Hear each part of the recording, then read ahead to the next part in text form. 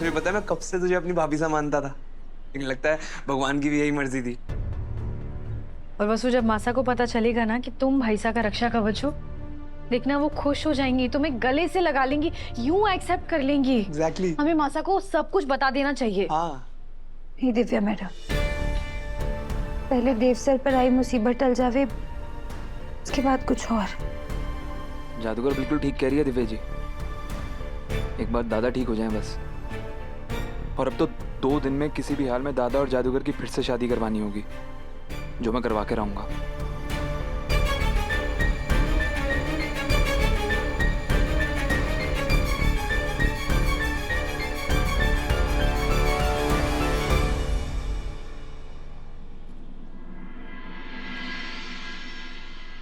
जाने का वक्त हो गया, पर ये छोरी न जाने कहां रह गई। जब मैंने कहा था कि सवेरे सवेरे हम लोग निकल जाएंगे मोगरे के लिए, फिर तू अभी तक कहां थी? मैं गुरुजी से मिलने मंदिर गई थी बाबू साहब। हुकुम के गुरुजी? अरे हाँ, आप तो मालकिन हैं। फिर तो वो गुरुजी आपके भी हुए। क्या करने गई थी? शादी की तारीख निकलवाने? बहुत हो गई थारी मनमानी। हम आज और अभी मोगरे के लिए रवाना होंगे। मैं थारी करतूतों की वजह से अपने चेहरे पर कालिक पुतने को और इंतजार ना कर सकता। जब लोग थारे को बदनाम करेंगे, तब हुकुम और वो जिसे तू अपना थड़ी माने हैं, वो साथ देने ना आवेंगे। समझी? चल, थारे को अभी के अभी हमारे साथ चलना होगा। बाबू साहब, हमारे को थोड़ा और वक्त चाहिए। मैं देव से ने इसे खतरे में छोड़कर ना जा सकती।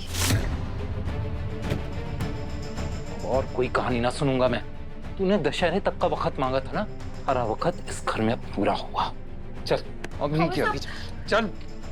बाबू साहब, हमें अब यो घर छोड़ना है वसु। बाबू साहब, हमारी बात तो सुन लीजिए एक बार। चुप, एकदम चुप।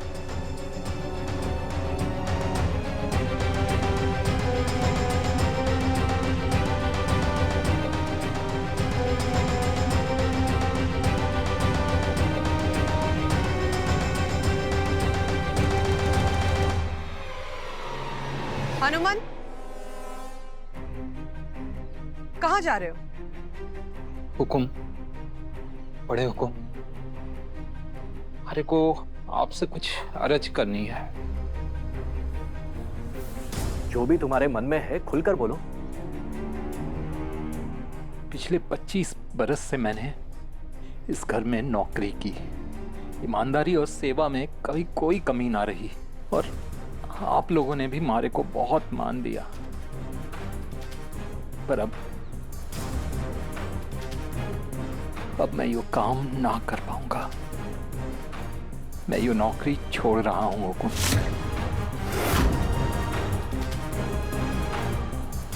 विदा लेने का समय आ गया। ये सब तुम क्या बोल रहे हो हनुमान? हाँ हनुमान, ऐसा तुम सोच भी कैसे सकते हो? तो मैं आप दोनों से हाथ जोड़कर आज्ञा मांगना चाहे हूं, हर एक को जाने दीजिए। वसुधा, क्या हनुमंत के साथ तुम भी जा रही हो? ये घर, ये काम, सत्व के ब्रांड एम्बेसडर होने की जिम्मेदारी सब कुछ छोड़कर?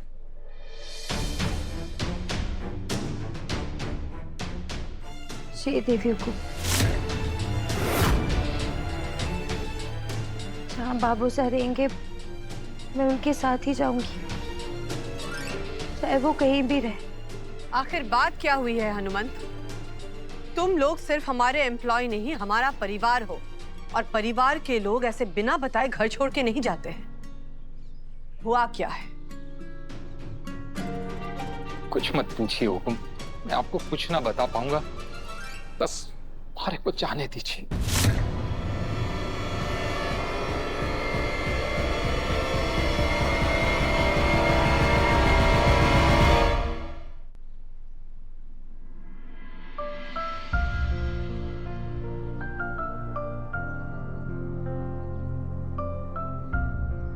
हमें बहुत बुरा लग रहा है हनुमंत, इसलिए नहीं कि तुम ये नौकरी छोड़ना चाहते हो, पर इसलिए कि तुम्हें हम पर भरोसा नहीं है।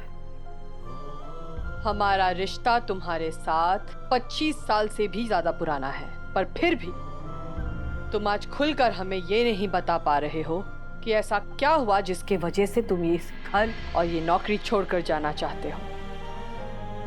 चंद्रिका बिल्कुल सही कह रही है हनुमंत। समस्या कोई भी हो, उसका समाधान निकाला जा सकता है। तुम मुझे बताओ, तुम्हें किसी ने कुछ कहा? किसी ने दिल दुखाया तुम्हारा?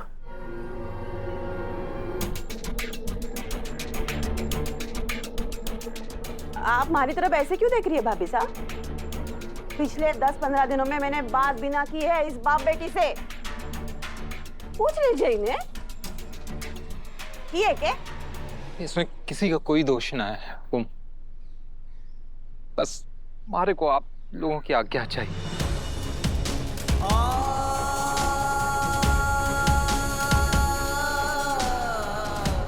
और अगर हम आज्ञा ना दे तो?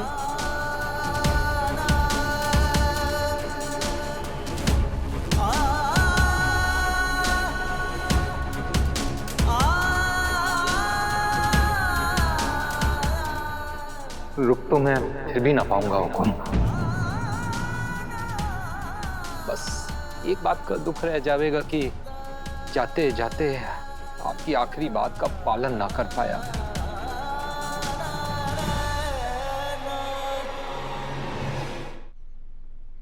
इस घर का नमक खाया है मैंने, बहुत सम्मान मिला है हमारे को इस दहलीज से, और मैं उसी सम्मान के साथ यहां से जाना चाहे हूं।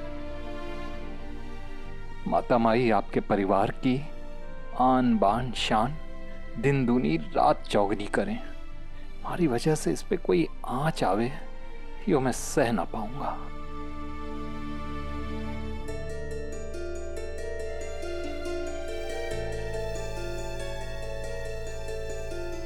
ठीक है, जब तुमने सोच ही लिया है तो हम तुम्हें कैसे रोक सकते हैं।